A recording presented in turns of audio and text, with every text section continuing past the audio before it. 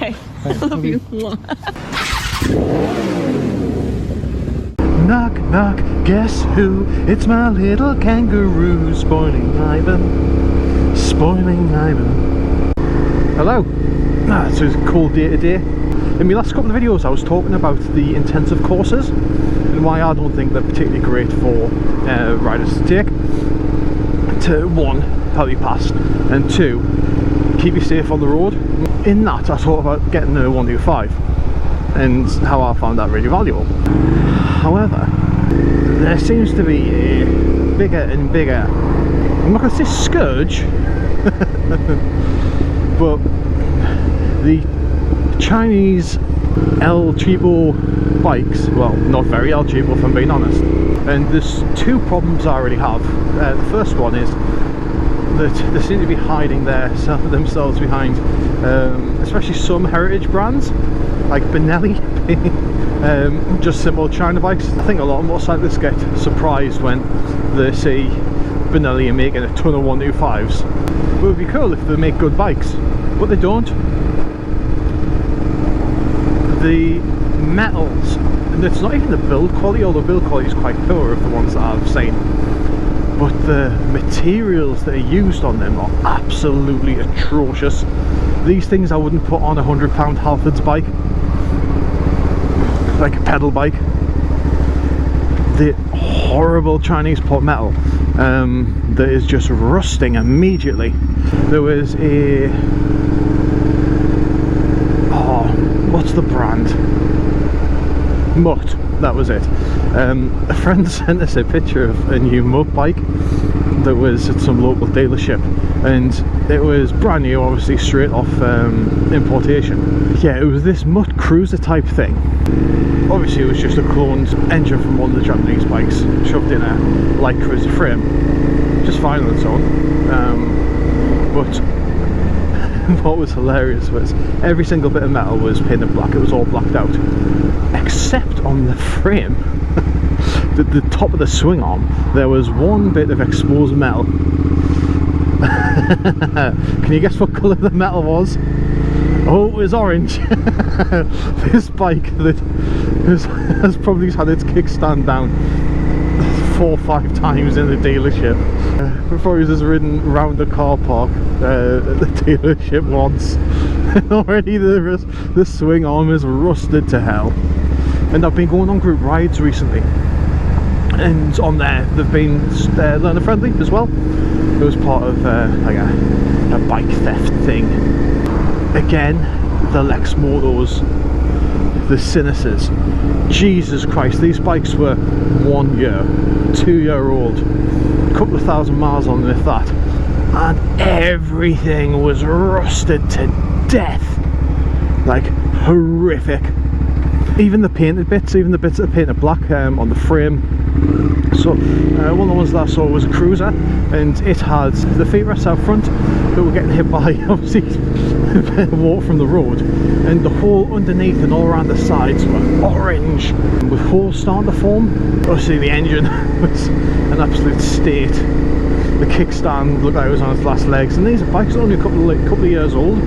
People obviously want to trust a newer product, thinking that it'll last longer. There's the pricing. Like, these Chinese bikes aren't cheap either. Like, obviously they're not the price of a brand new sort of like Yamaha or Honda or anything, but they're really not far off. A lot of people end up, when they're first looking for a 125, looking at the likes of the Hondas, the Yamahas, and see that the price for the new ones is really expensive, especially for what you're getting with a 125. And then they have a look at the used market and see that the prices are a decent bit cheaper, but you can get a new, what looks almost identical, Cynis, Lex Moto, yada yada yada, brands that they've not necessarily heard before. How many drivers know that much about motorcycle brands anyway, outside of like BMW, that actually know who's good or not? So like MV Augusta, that fits right in with Lex Moto for your average car driver. Do you know what I mean? Yeah, so have a look at this, the price of the second-hand market for the Japanese bikes, and see if they can get these brand new Lex Motos for a similar price, yeah, maybe a bit suspicious. You go down the dealership, you have a look, everything looks good. Like, the bikes are well finished for someone who doesn't know bikes. Like, bear in mind, most of these people haven't been on a bike before, don't really know what they're looking for. Like, their closest analogue is a pedal bike. Motorbikes in general are generally a bit more robust, even the shit ones. I think that's enough shit on the Chinese bikes, you get my point.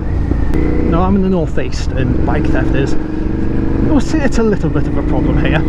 I'm an evangelist for really good quality locks, because the point of a lock isn't to make it unbreakable, unpickable. It's to frustrate a thief enough to get the foot off and bother someone else's property, not yours. So products like hip lock, light lock are ideal. If a thief's having to burn through multiple angle grinder discs, on through brute force, great to lock either. They have to carry a spare battery for the battery powered angle grinders, which are cheaper anyway. That just makes it really frustrating. If you've got someone professional who's trying to nick your bike, then yeah, it's not you can really do, but there's no lock in the world going to do that. But like these locks that are really good quality and ones especially angle grinder resistant are perfect. However, I have been seeing some comments. Obviously with the run up Black Friday, I've been bombarded with ads for all sorts of locks. I did see an advert for light lock, and I've got a light lock.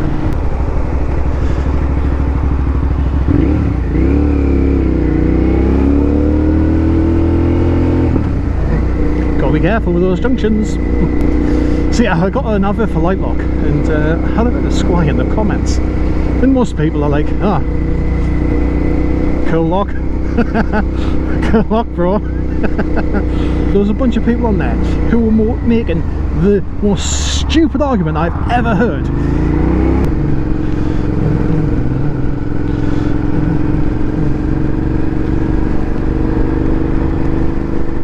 Yeah, the argument that these idiots were making with it, I'm not going to pay to replace a £150 lock or a £300 lock if a thief tries to attack it.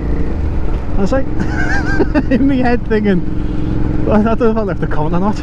Like, mate, do you want to just take that logic just one step backwards? If you having to replace a damaged lock, then we can assume that the bike wasn't stolen, can't we? Like, that's your best argument is, oh no, my bike wasn't stolen, so now I have to pay 150 quid, 300 quid to replace the lock. Like, fucking hell, mate. Jesus, how do you get dressed in the morning? I have had an idea as well, because I was getting into a fight in the comments section on one of my videos with a fucking idiot who couldn't work out how retroreflective material works. Basically just ignoring everything I said and making the most ridiculous stupid comments as to why Hi Vis is the best thing to wear in the night time. Like, shut up, mate, you don't know what you're talking about. However, out of my own interest, and because I'm a sad bastard, I've got a Hi Vis vest, I have a torch, and I will show him how retroreflective material works. Bloody rain, where's this come from? And will we see how good Hi Vis vests are versus just a black motorcycle jacket? Moron.